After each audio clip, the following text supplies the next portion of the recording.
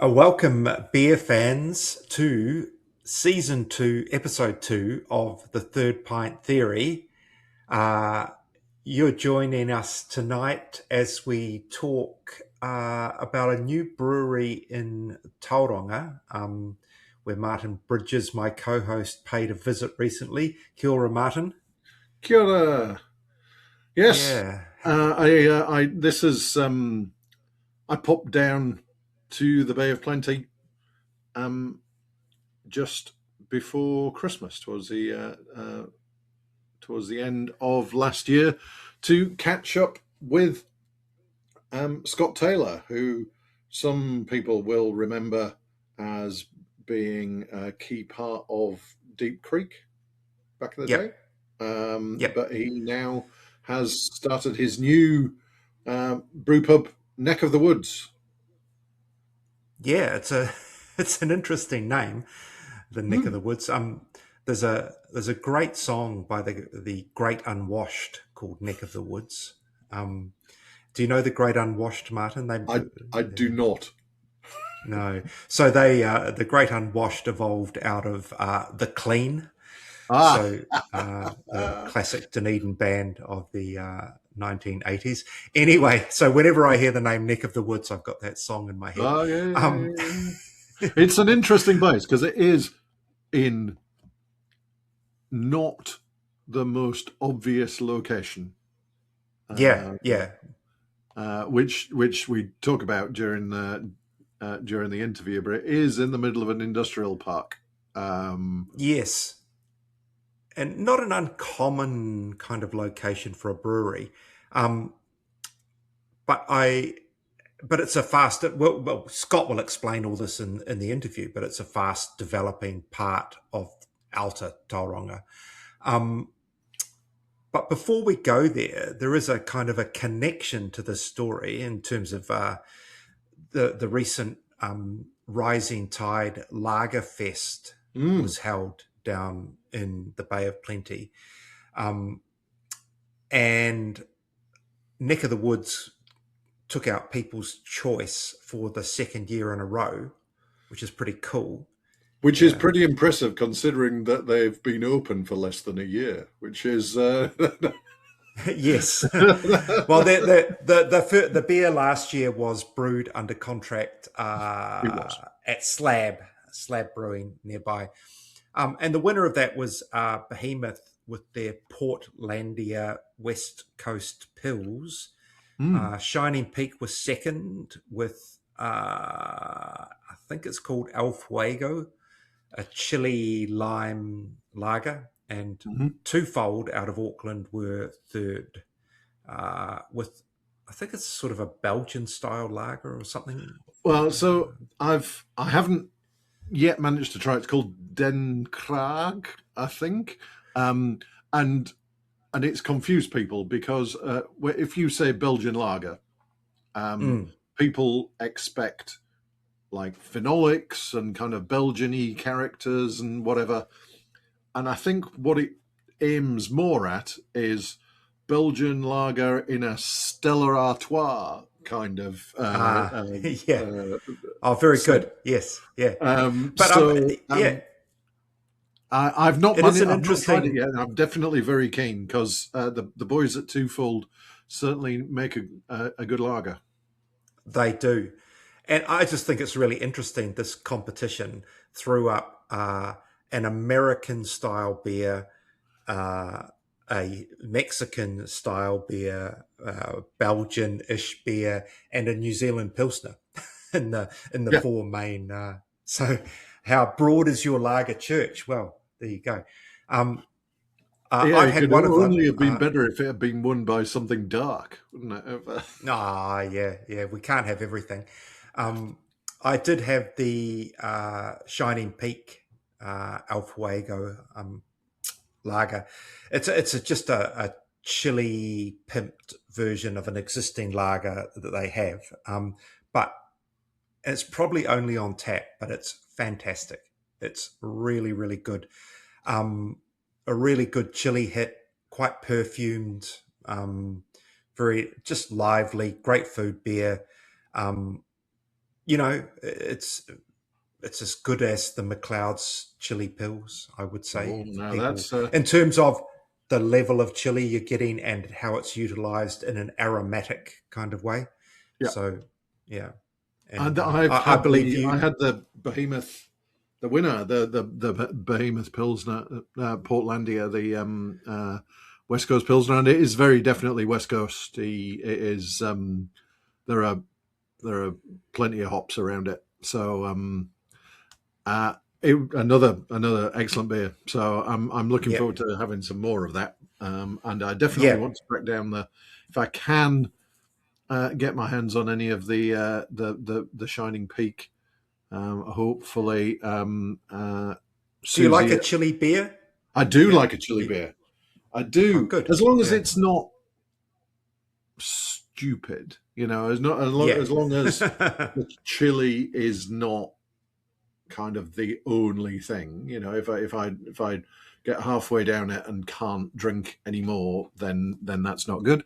I think your call out to the McLeod's um, chili pilsner is a good one, because I think that one has a real um, it's kind of chili flavor. It's that sort of capsicum Mm, sort of aspect to it, without it being too green and vegetal. yeah.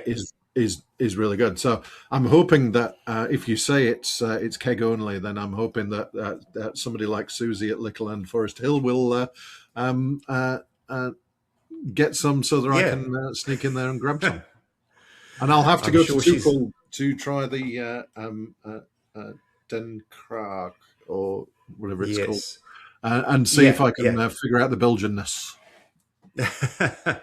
um, yeah, it's great. I think I did see a really interesting. This guy, I can't. I stumble across all sorts of nonsense in my day, and it was American, but basically saying the modern American tap room only has four types of beer: light lager, hazy IPA, IPA, and a fruited sour, and that all other beer styles have ceased to exist. And and I thought, well, I mean, maybe there's a touch point for everybody there, but I do think the one thing we don't have in New Zealand very much is light lager, but I do think we are getting more and more lager I think so. coming. Yeah, I think it and it's part of that typical evolution of the craft beer palette, isn't it? I think I wonder if it is just a kind of a bit of an old wives' tale, but really, that kind of people start with the big flavors. They start with when they come into craft beer, they start with the IPAs, they start with the fruited sours and the big flavors, and then as their palate matures, they move into they figure out subtlety and lagers. I'm not entirely certain if that's always the case, but it certainly feels like we are seeing more. And there were how many entries in Lagerfest? 30 or something. It was some. yeah, I think that 32. I think that's how many taps they have at the Rising Tide, um, potentially. I think you're right. The craft beer embedded aficionado kind of tragic, um, I think naturally moves in that direction or broadens out anyway. Yeah, But I also think the more brew pubs we have, the more that lager is a necessity, because yeah, those brew pubs, like Twofold, are being frequented by general public people for what normals, not craft beer geeks. yeah. Just you know, The people great who are unwashed. in the great unwashed. Exactly. Oh, Martin, you're very clever. So you know what I mean. So they have to be available, Yeah, because that's what people expect, you and got to have a lager. I think it's a good thing. Admittedly, the weather turned a bit rough a little while ago, but when it was really hot here, all I had a hankering for was Urban Ort's Miami Lager, Oh, the brew, which is now marketed as low carb. Um, but man, it's just the right beer on a really hot day because it is really light, but it's quite hoppy, delicious. And, I would take that over an IPA any day in summer. So, yeah, that's where I've my. drunk a lot of McLeod's Longboarder over the summer. It's I love that beer. Yeah. It's for a core range mainstream beer. Can't fault it really. No, no. Um, anyway, that is we're riffing off Lagerfest, and I haven't been to that yet, but I think I would love it. So I should try and get there next year. Would I? It sounds like it's right up my street. I love a lager. Yeah. I love the Bay of Plenty, and as you will hear from this interview and from the next one in a few weeks' time when we get around to posting that one, there's a thriving beer scene in the Bay of Plenty. Welcome to the Third Point Theory, Scott Turtle. Thank you so much. Pleasure to be here, and welcome to Neck of the Woods. Yeah. So we are in Neck of the Woods, your new brew bar, just outside Tauranga. Where actually are we? Because we're not quite in Tauranga, are we? Well, it's Tauranga, Tauranga, sorry. City limits. So as you come over the Kaimais from Auckland or Hamilton, we're in Tauriko, and Tauriko is basically the first place you come to in Tauranga when you get over. And so Tauriko used to just be farmland, and over the past 10 years it's just grown massively, and it's now a massive industrial business park, commercial industrial business park. And so we're about Tauranga is not that large, so there's only about 170,000 odd people living here. But from here to the far end of Papamoa is only half an hour drive, right, door to door. So, when I was living in Whangaparoa in Auckland, they would barely get me to Albany. Right, yeah. So it's not that far away, but it is close to a lot of suburbs, Pies Pa, the lakes, Greerton, Bethlehem, Ohauidi, a lot of places around here still. Yeah. Nice. Yeah. And it's a beautiful sunny day. It is. Great time to be sitting outside and drinking some beer. Absolutely. And talking shit. Absolutely. Yeah. Well, that's one of the reasons why I chose the Bay as well, man. Quite often good weather.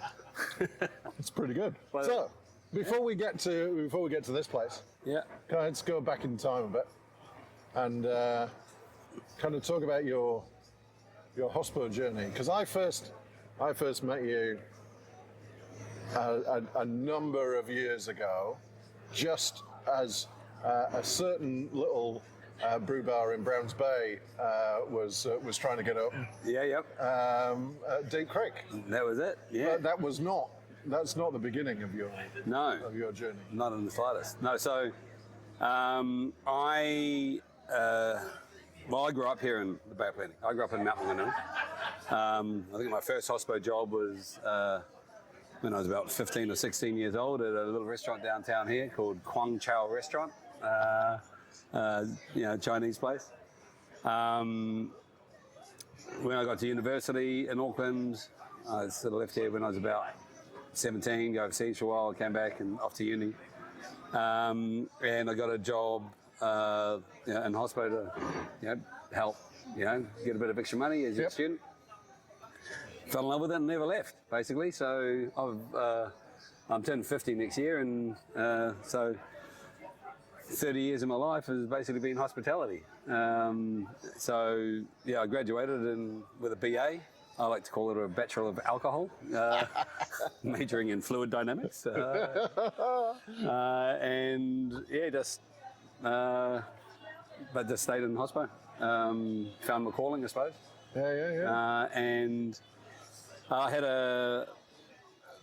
everything from the Aotea Centre through to then running bars on Ponsonby Road. So Grand Central, a lot of people know for late night shenanigans.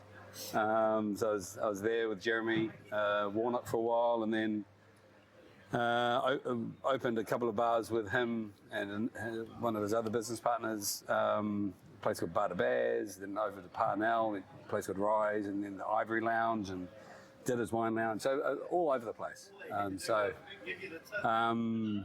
And it wasn't until I left, so Ditter's Wine Lounge was a great step for me for knowledge of wine and that kind of stuff. I was there for about 4 years that's owned by the Hancock guys.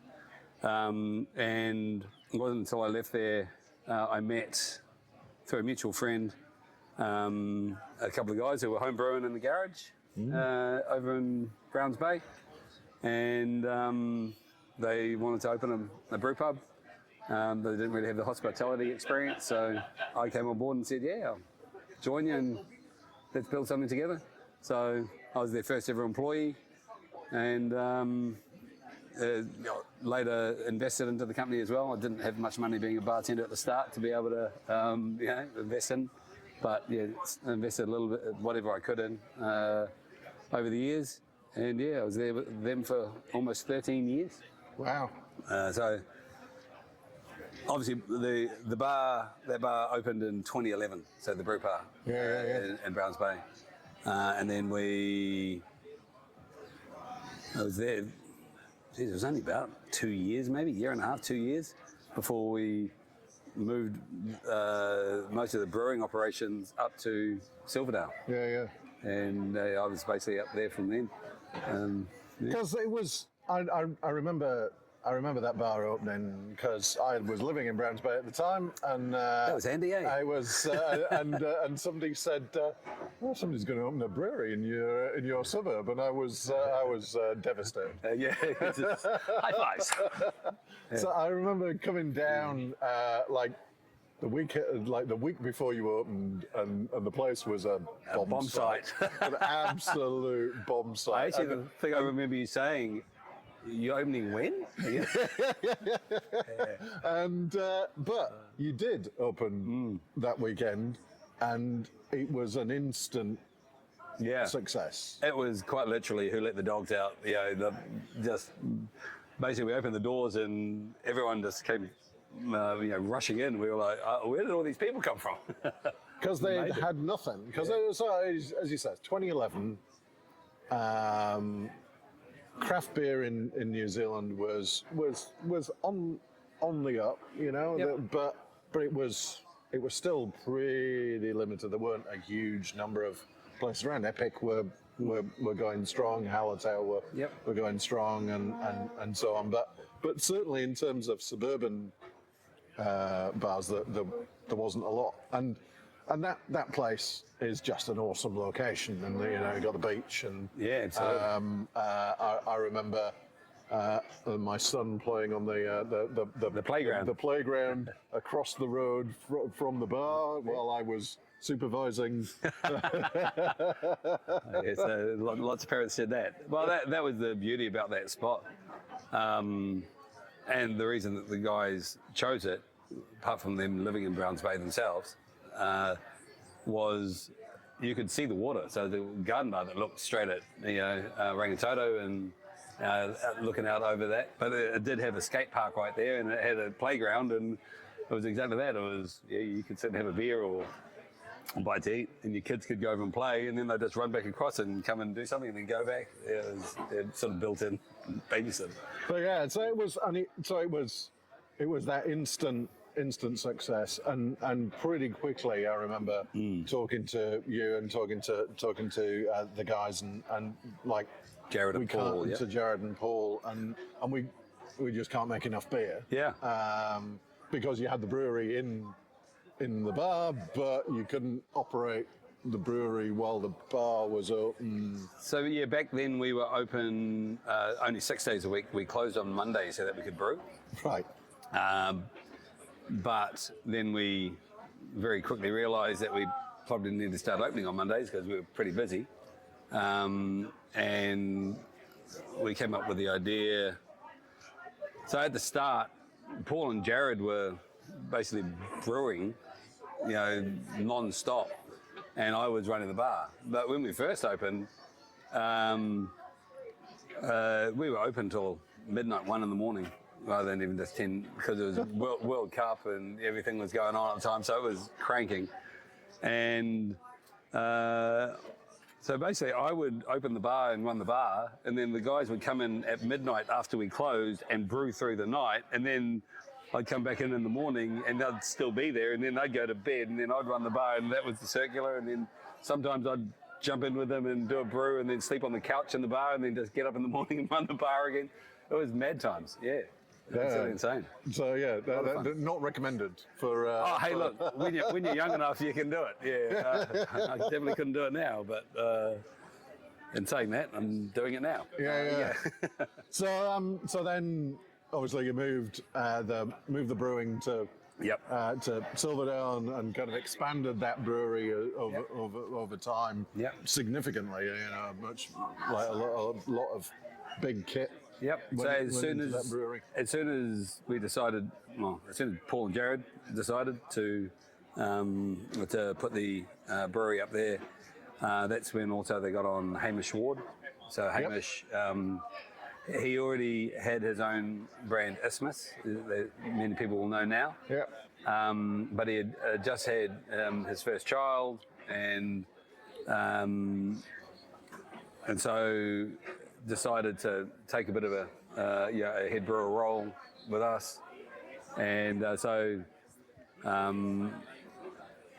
he was the one that then took over the brewing and at Silverdale, and if I may say so, made us actually a proper brewery. Yeah, don't get me wrong, we brewed beer, obviously, down at the Deep Creek site in Browns Bay. But the Hamish's expertise was the thing that really kind of pushed us over the top, and got us actually starting to be recognised there. And it just grew and grew and grew. Added, all it was fermentation space. So we went from a 1,000 litre brew house in Browns Bay to a 2,000 litre brew house in Silverdale, and then it was just fermentation space. They just added more tanks. We started off with a few singles, and I think I was only 2 doubles, and then maybe we just added more, so that we could keep on being nimble and having lots of different styles. And we're really successful. You won lots of awards. Yeah, so I think ended up exporting to about 14 different countries around the world. China being our biggest, but as far away as Scandinavia and Canada at one point and all sorts. The UK, a lot of the Southeast Asian countries, and won the AIBAs, Australia, which is the largest annual beer awards in the world. The World Cup is technically bigger, but I think AIBAs is the largest annual one. Mm-hmm. We won that 4 times, champion brewery. So yeah, a lot of success. Obviously, some good success at the New Zealand Beer Awards, but AIBAs was where we really had most of our success. It was a hell of a ride. Yeah. And unfortunately, it didn't end very well. No. So over COVID, it was actually going quite well for a while. We came out of our first lockdowns, and people realised that they liked drinking to get through it, as a coping mechanism, maybe, I don't know. But we started getting some really good orders from China, and it's basically an expansion thing, in my mind, is what it was. Yep. we had good orders. The guys decided to buy a new brew house, which is basically a 5,000 litre brew house, to cope with all the expanded volume coming through from China.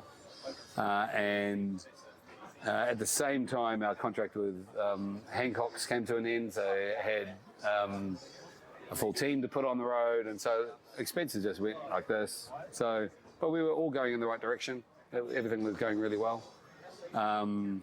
But yeah, all it took was one issue to be the proverbial straw, that broke the camel's back, and a recall in China was going to cost us over $500,000, and so just it all became too much. Yeah, I think at that time there were a lot of breweries who had done the same sort of thing. They'd expanded because the market was there, and they were chasing the market, and they were expanding, and that then drove up costs naturally, and there was a kind of a bit of a cap on where revenue could go and what people could pay, and so the margins were squeezing. That's exactly it. And that's fine. Companies can do okay in a low margin environment as long as everything keeps rolling. As long as you've got the volume. You've got the volume, and nothing goes wrong. Yeah, exactly, and nothing goes wrong. But it's those pain points are always literally between growth points. So this is starting out, obviously a lot of capital expenditure to get up and going. But then while you're going from micro to small, there's more pain points with more capital investment, to go. And then same when you're going from small to medium. We were trying to go from medium to large. And that's the kind of where the pain point was. And as you say, with COVID and the increase in costs of everything, excise tax went up 25% in 4 years. That's basically the major cost of all that's in your beer. Yeah. So that's hard to really, to be able to retain your prices is very hard when all your costs are going up. You don't want to push your costs too high to your customers. Well, they can't pay it. They can't pay it, because then it gets to a point where they're like, well, I'm not doing that. I'm going back to, something else that I can afford. So, it's just, it's what it was. Deep Creek will always be synonymous with Deep Creek, and put over a decade of my life into the thing, and love all the people that were there, and it was just an amazing life experience. Amazing, sent me around the world, as I say, and just met the most incredible people worldwide, especially in New Zealand. Just made some of the best mates, when I went under, I had some decisions to make, basically. So and that drove you back to the Bay? Well, a few things happened at once. So that happened. My parents died, and my older brother had a massive accident 20 years ago, and he needed a bit of help as well. So he had a massive brain injury, and so he was living down here. And after my parents passed away, I decided, he wasn't going to move back to Auckland either. And so I decided, you know what? My wife and I had always wanted to try the Bay anyway. We had actually decided to give it a go to come down here, and I was going to try and do my job for Deep Creek down here anyway. Oh, right, I got to do a remote thing. But when it went under, I guess I was already sort of planning on making the move. And I had this opportunity here come up, actually a couple of years before Deep Creek went under. I'd actually even pitched it to Paul and Jared saying, hey, do you want to do a Deep Creek down in the Bay of Plenty? In the end, it sort of just kicked me straight into this. Moved. It's not like it's unfamiliar to me, being my hometown.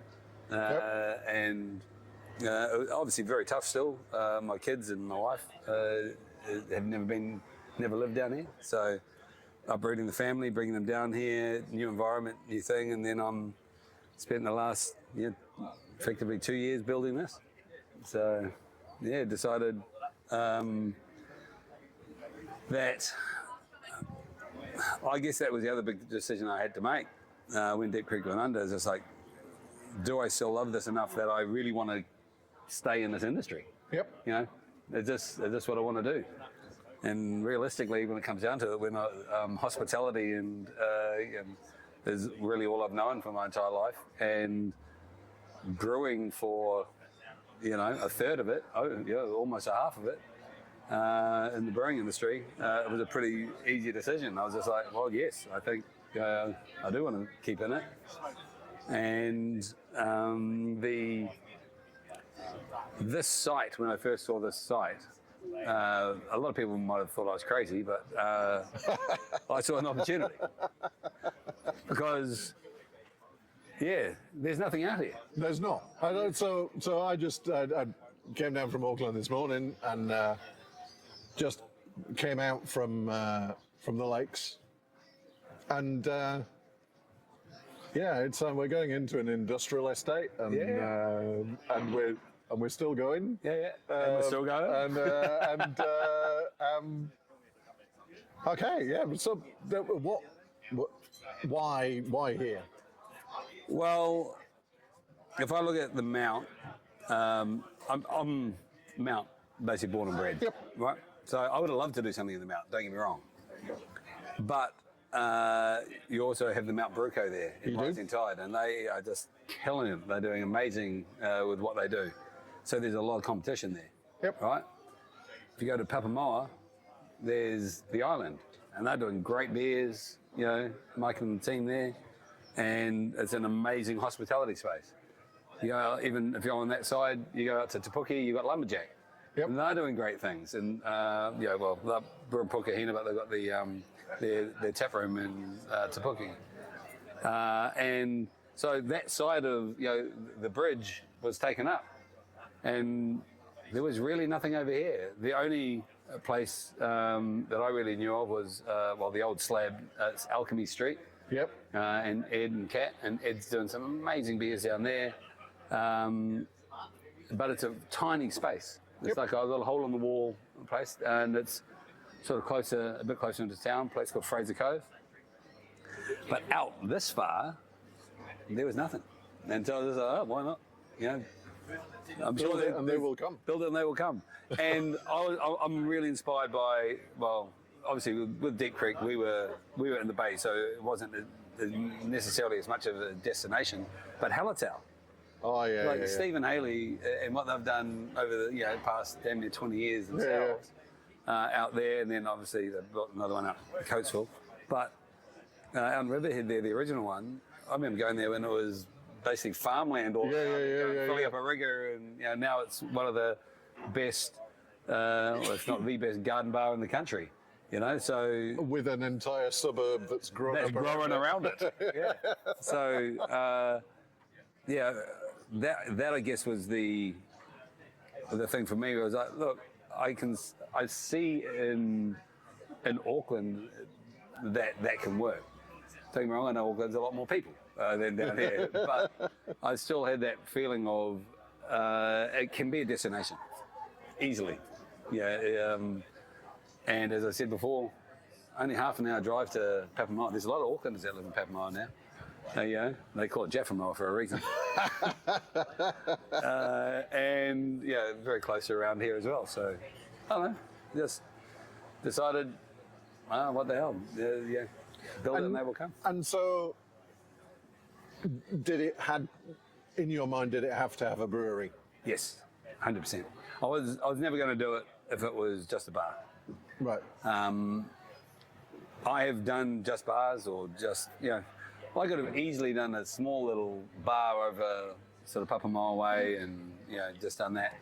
But that's not necessarily what I wanted to do. I love the beer side too much, don't get me wrong, I could have just bought my friend's beer in and done that as well. But the attraction of a brewery and a brew pub and that whole artisan, we make stuff on site, I think is an attraction to people. There's a cidery out in Tapuna, and I know we've been there a few times, and people like to go there because they make the cider there, and they go and have a meal and stuff there. It has an impact for people. It has an impact. It has, and it kind of is another reason to go. And as I said, Rising Tide, the island, and the pack house out in Tauriko, 3 of the most successful hospitality businesses in the Bay that I can see. And I attribute that as well to that kind of artisan thing of, they make the product there, and as well as the operation of it. The guys are amazing operators, but that's a big part of it, I think. Yeah. So it is an interesting location, and I'm sure it has been a bit of a challenge to execute. But nobody. I was saying this to somebody earlier on. It was like, no, never is there a story where somebody says, I decided to open a bar, and 3 months later, here's my bar. Yeah. Not in the slightest. No, not in the slightest.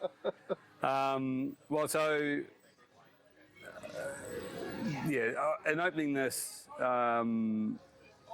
first of all, monetarily wise, it's crazy. So I sold my house in Auckland and decided to put it in it here. But I also met a good friend and subsequent business partner. So one of the other owner here is a guy named Virgil Meyer.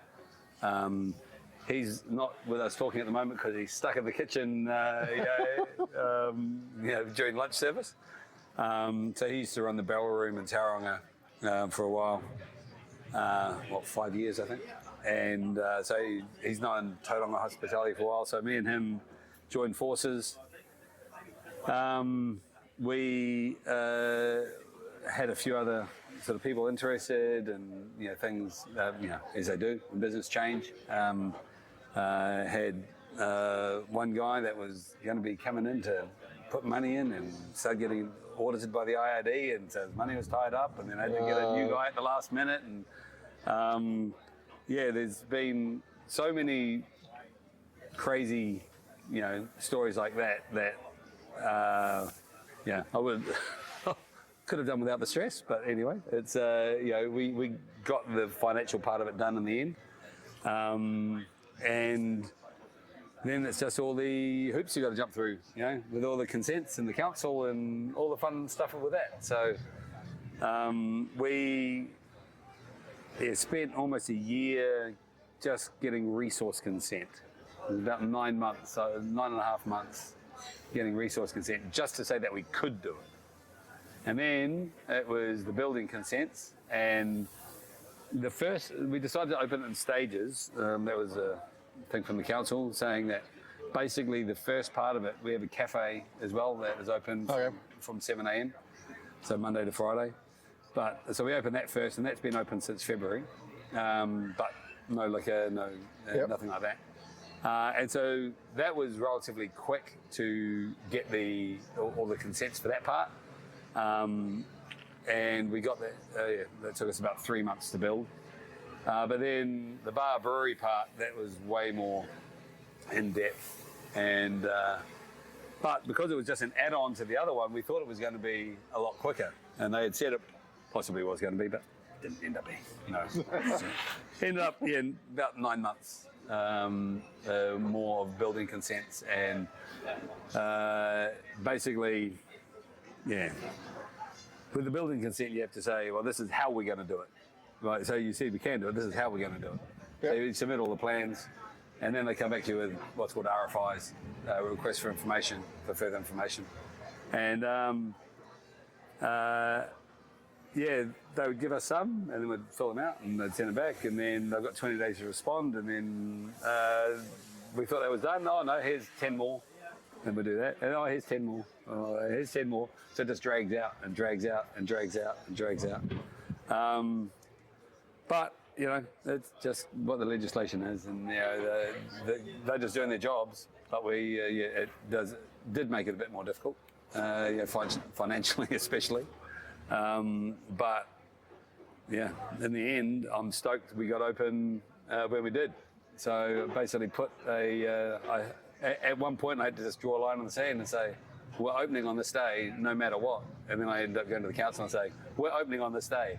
What do I need to do to get here? And so that was the 1st of November. And which is a great time to open, That's it. coming into the probably the busiest time of the year for hospo.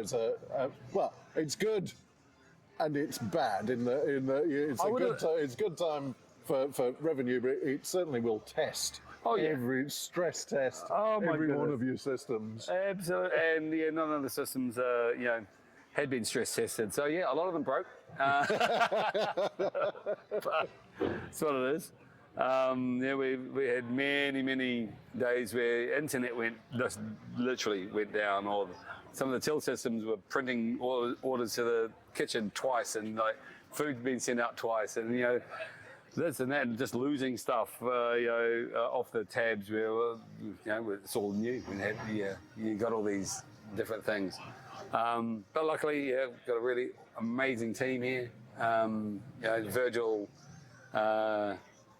he just took care of the kitchen, and he just said, I've got this, you go, you out front. So I was not even behind the bar. I've got 2 guys, Sam and Noah, and then got another girl, Caitlin, for the cafe, and I had enough people that I could rely on them while I was trying to fix all the problems around. So it's been insane though, just sitting.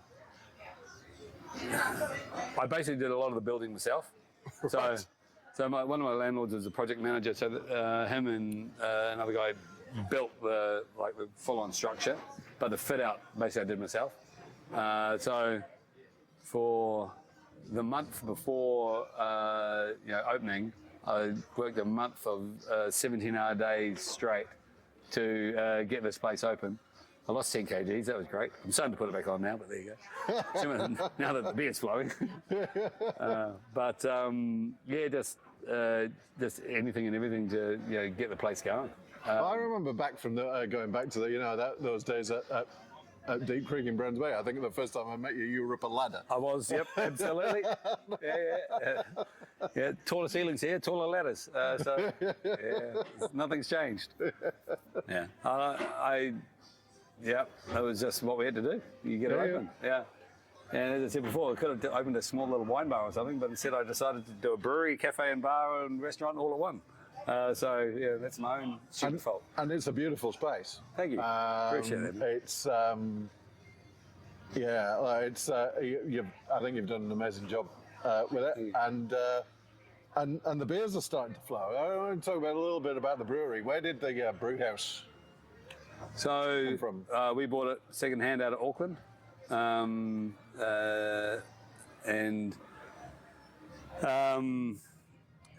it's about 10 years old, the brew house. So we went up and decommissioned that and brought it down here. When was that? About June, something like that. It's the old Laughing Bones kit out of Silverdale. So it's a great kit. It's exactly the size we wanted. 1,200 litre gas fired. Once again, issues there. It sat for a while outside. Somehow some rust got into the HLT. We've had to have that fixed, with leaks. Quite 10 grand there. In the movement, the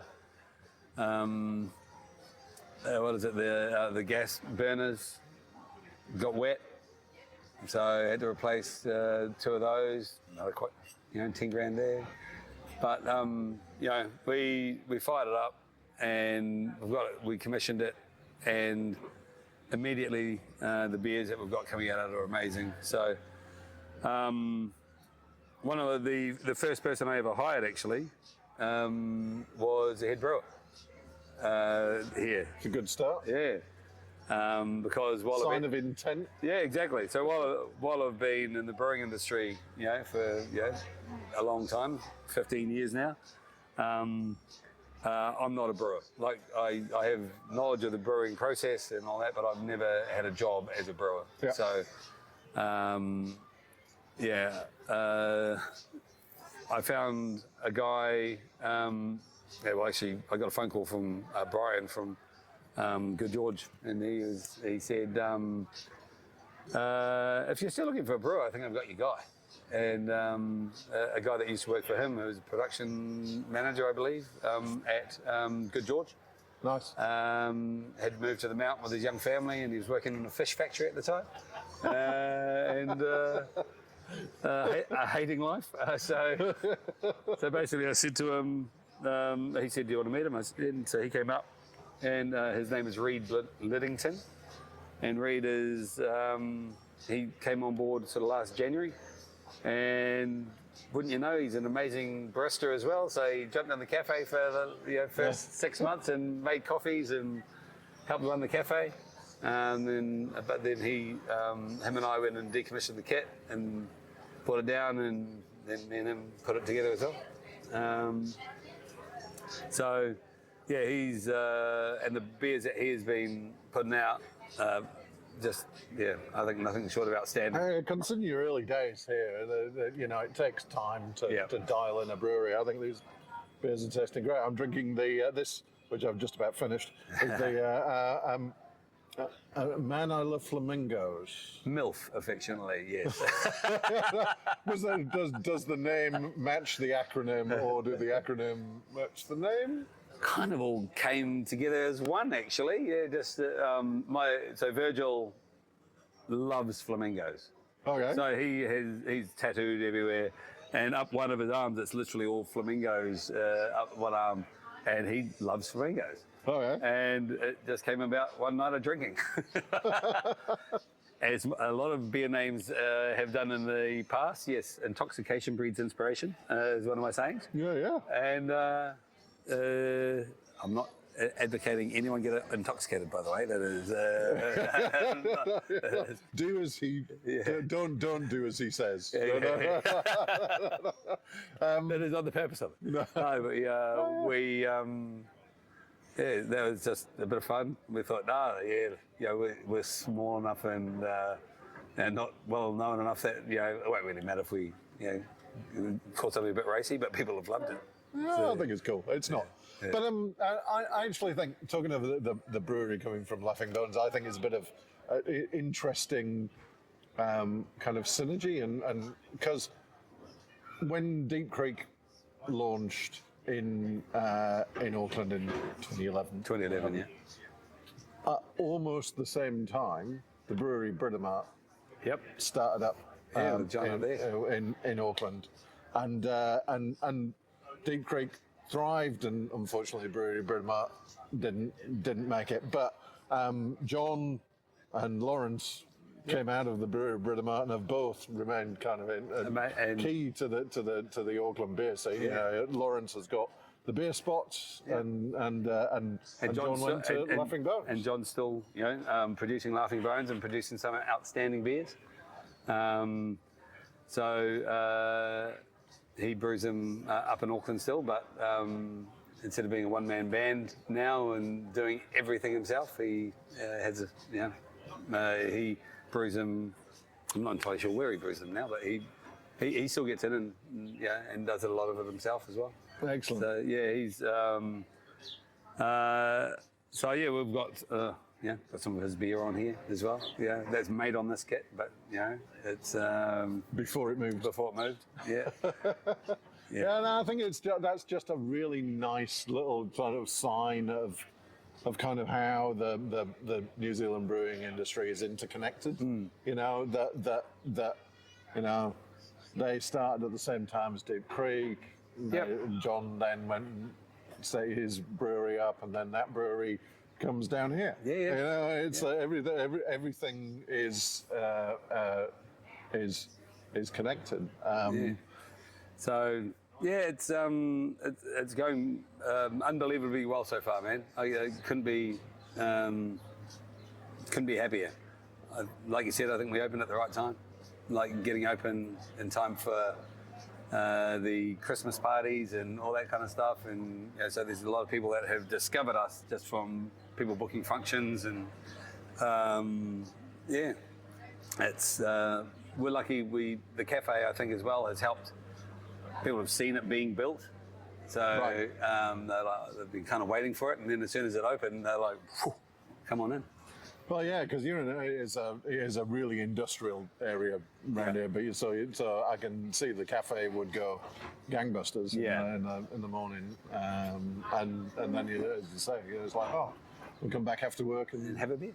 Have a beer. So and that's another reason why I put it up here. Obviously, the whole Deep Creek and the inspiration from Hallertau thing, but I've found that a lot of CBDs have struggled over the past few years after COVID. Things have changed. People do kind of want to stay a bit more local, to their suburbs. Not saying that they won't go there as well, but it was always in my mind to do something a bit more suburban, and this is such an exploding area that I think there's about 9,000 workers in this business park. If it's not 9,000, it soon will be. And the developers just bought 57 more hectares into the Kaimais to extend it out. Right, which probably, if people can probably hear the diggers in the background taking chunks out the hillside. So he's actually repairing the hillside. Oh, okay, that's good. Everyone thinks I'm installing a swimming pool, but it's unfortunately not the case. So what is? You've got open.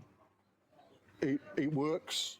People have come in and are enjoying the food and the drink. Yep. Yeah.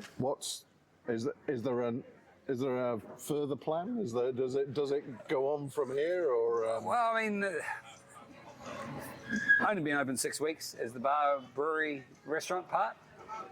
So I'm not necessarily trying to push forward too hard yet. I want to make sure we get through a summer and the first year, make sure that we're still viable. Like, we're doing really well now, but how does it look over summer?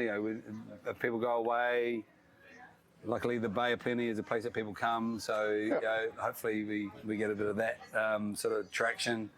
Then also during winter, what does that look like? We don't know. Luckily we have a lot of workers around us, so I think we'll always have a pretty good after work crowd. Also the aspects of the building, we have the garden bar is north facing, and the massive 20-metre long deck that looks directly west out over the Kaimais and just gets amazing sunsets. So I think we have a few things to help pull people here. But that's the first thing, is just settling in, making sure we do the best job we can of taking care of our regulars and making sure that we can keep on drawing people in. If we haven't thought about canning or bottling or putting anything into supermarkets or liquor stores yet. I really want to stay in that hyper-localised market at the moment. People can come here, get a rigger, take it away. We've got a 4-head bottling machine, so we are eventually going to just do pre-bottled ones, but we'll start from just here, and then we'll push it out online as well, possibly. And then we'll see if there's anything worth going into. But the next stage would probably be what we did at Deep Creek as well.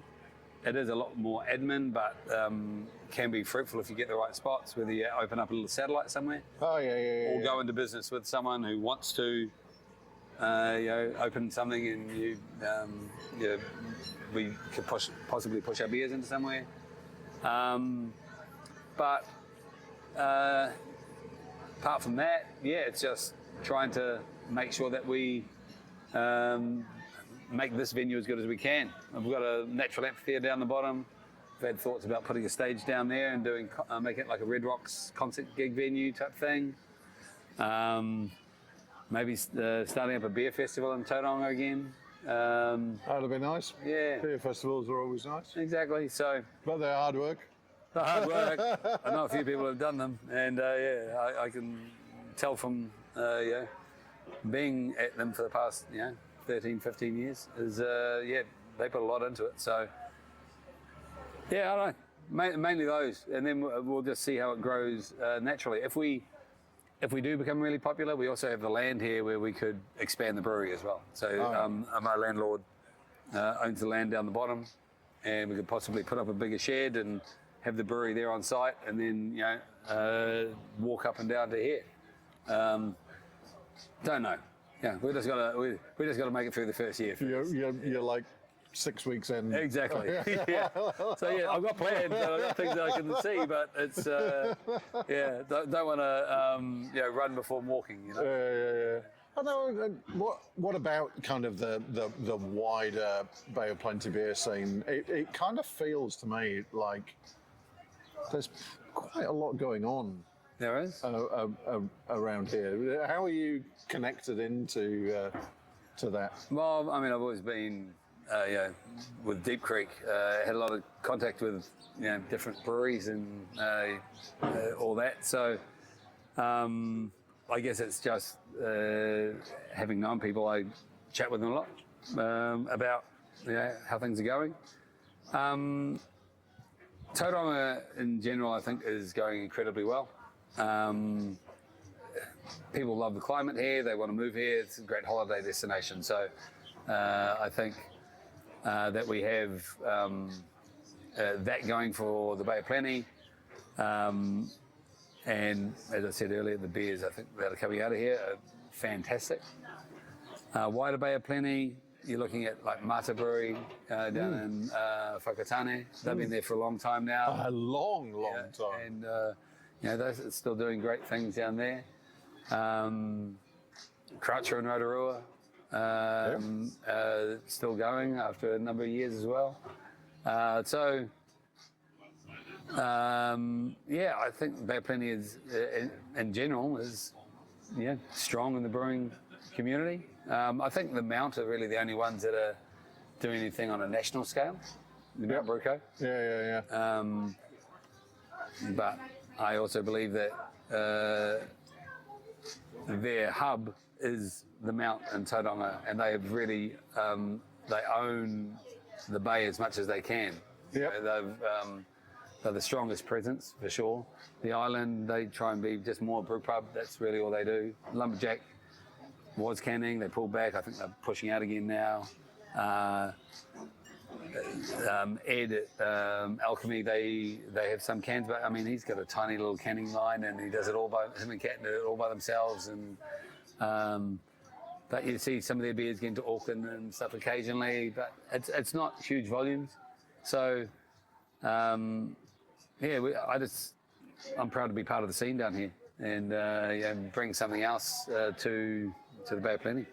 It does feel like there is kind of a real scene around here. As I say, I came across Lumberjack like last week. It was probably the first time I'd heard of them, and somebody had one of their beers, and it was like, that is a really interesting beer. I've heard really good things about Alchemy Street, and obviously Mount are pretty well known. Yeah. But it sounds like you've got a few decent bars around the place as well. Yes, the main two are actually just down the street from each other, like on the same street, Wharf Street and CBD.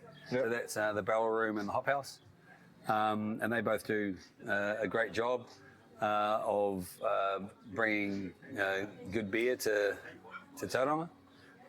There are a few other places that do a little bit here and there. A lot of them are a bit tied up, but you've got it's Palace Burgers, mainly Parrot Dog. Saltwater in the Mount has about 5 or 6 taps. There was the Fat Cow, I think that's gone under. It's changed up. But yeah, there's not a huge amount. But the two major ones are there. So I think that's also maybe why the breweries do really well, because if you do want a good beer, you go to the actual spot to get it. Yeah. And that does feel like kind of the modern New Zealand craft beer scene is very brew pub focused. I think. I think it's the only way that I can really make any money and make it work, to be brutally honest. Yep. When you can sell your own beer through your own taps, as opposed to just selling a keg here and there or selling bottles here and there, that's where all the margin goes. So if you keep it small and you're able to send out certain amounts of packaged product, it's a lot of work for not a huge amount of return, So I think that the brewpub model that's why I think it's going hyper localized all throughout the country. Yep. As far down, you go down Queenstown, Invercargill, even places like that. Yeah. It's the brewery, and Queenstown, the likes of Altitude and Searchlight and Monica. There's 4 breweries now. Yeah. It's great, 4 or 5 even. So, I think that's where 2011 was when the likes of Parrot Dog, Garage Project, Deep Creek, all started. Yeah. And, I haven't seen since then anyone sort of get to that level. Maybe, a few years later was Double Vision. Obviously, they're doing incredibly well. Yep. Shout out to the boys. I think it takes a lot to be able to get to that level nowadays. I'm not sure how many more we'll see to get to that level. Yeah, I think it was interesting. I was talking to we were talking on the podcast with Michael recently about kind of a bit of a stratification within the beer industry. That you've got a lot of small players, but breaking into that kind of Parrot Dog Garage kind of level is hard. Yep. And it's hard to stay there. Yep. Because there's always the big guys are always looking for a way to stop you. Yep. You've got to build that trust. So like Garage Project, obviously when they first started, they came out, it was a very exciting time, all the different beers they brewed. But they built trust with their fan base. Parrot Dog have done the same, just by consistent excellence. Sawmill have done the same, consistent excellence. And same with Double Vision, they've consistent excellence, but also their crazy seasonal program that they keep on bringing out. So, but it takes, as I mentioned earlier, those pain points of growth between small to medium and or micro to small, and then medium to large. It's a lot of investment, and then you are fighting against the big boys, and they got very deep pockets. Yep. Very, very deep pockets. So, I don't know how. And then in this sort of financial crisis, I suppose, that we're in, like people are wary about their money, so everyone's fighting for the same dollar. Yeah. It is tough, because it is, I certainly feel it, and I'm sure everybody else does, that, when I'm going out and I'm spending $15-16 on a beer, that's my salary hasn't gone up by that amount. So I'm going to be drinking less, or I'm going to be looking for a cheap 6-pack to drink at home. Well, that's also why, like here, I've kept our beers sort of around that $12 to $14 mark. Just trying to have that, being able to give people a slightly cheaper pint. Because the difference between 12 to 16, it's a lot. Yeah, it is. Yeah. And we'll see how long we can keep that going. It'll be good. Yeah. Trying to be that local place, trying to get people to come back and consistently be local. Yeah. I think I love a good pub. Yeah. You know, and a proper pub, a pub where, you know, you feel at home.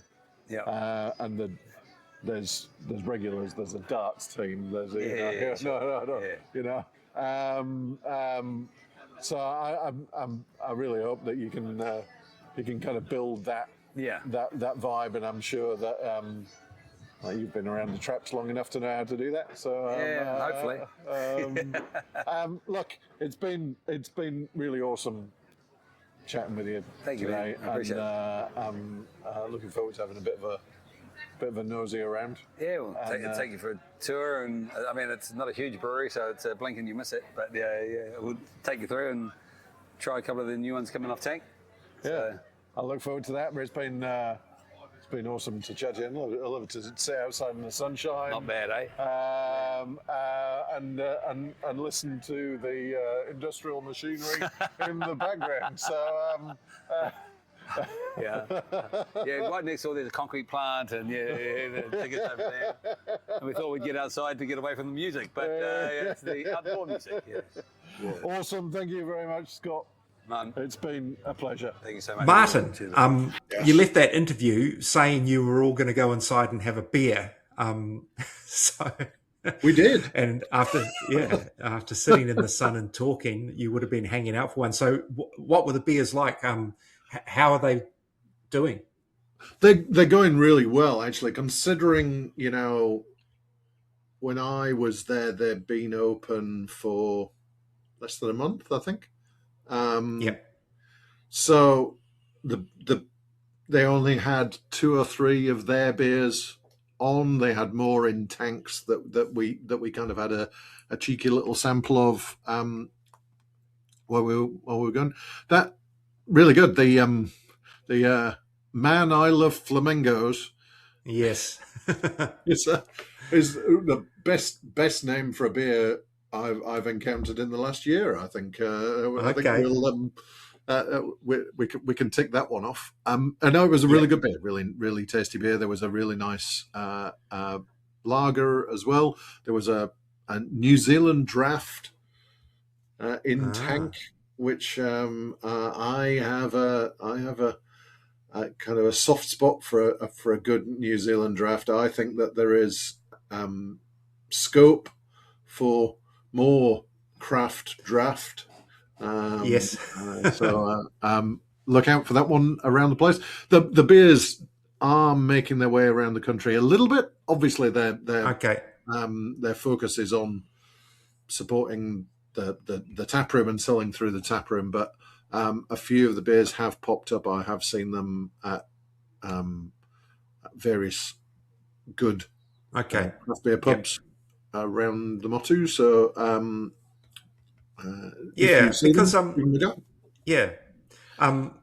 I know the brewer that he hired, Reed, had come from Good George. Yeah. But I didn't know he'd basically been doing nothing for where did he pluck him from? A fish factory or something? A fish factory. So it's just a great story. Yeah. But that's a big responsibility. That's a kind of a big gig for a guy like him. You know, big opportunity. So yeah. I think it's a good kit. Obviously, that kit came from Laughing Bones. Laughing Bones made some good beers there, and it's in a. They've got a nice space to work in. So I think, you know, they'll take some time to get some rhythms and some procedures and things, but there were no significant faults in those beers. They were tasty. They were interesting. You know, it was a great start. And a good location for, like you said, it's in an industrial park, but I think it's still quite a nice setting. Oh, it's a beautiful setting. You kind of drive through this industrial estate, and you're thinking, and then there's one of the largest kiwi fruit packing houses in the country, and then there's this then there's this brew pub, and you kind of come through, and then the deck looks out over the Kaimais. It's a gorgeous, big, open, sunny deck, beautiful vista, facing west, so you get beautiful sunsets. Yep. No, it's and it's the fit out is awesome. Scott does a good pub. Yeah. No, absolutely. I mean, just even what I've seen on socials from the creation of it, and even your wee video there, it just looked nice. Like just well presented. Lots of wood. Lots of wood. Little different areas. So you've got the big deck outside, but there are some kind of more kind of like snuggy type places inside. It's got kind of different areas for different vibes. Cool. I like places like that. Yeah. Places with different areas you can meet and catch up or whatever. And I do like his attitude that he wanted to kind of borrow or riff off what Hallertau had done, because I think the original, well, not the original Hallertau, but the renovated one in Riverhead, kind of as a benchmark for a non-urban brew pub, if you like. I think so. It does set the standard. That outside area there is superb, and the neck of the woods is of a similar standard. I think they've and the food's great. Well, that's that's tried out some of the food as well, and it was great. So I think if you're driving down to Tauranga, from Auckland, it's kind of on the way in. You stop off on the way in before you kind of get into the city proper. So and you'd be a fool to miss it. Okay. It sounds like it. Well, thank you very much, Martin, for that. And thank you, listeners, for tuning in again. And we'll be back with the second part of your adventures in the Bay of Plenty with Mount Brewing and Powell in the next episode. So until then, people, thanks for tuning in. And Martin, good night. Good night. Drink good beer. Drink good beer. All right, we have to actually trademark that sign off, I think. Can we do that? Drink good beer? I may have stolen it from somebody else. So. All right, we'll make it ours. Okay, thank you.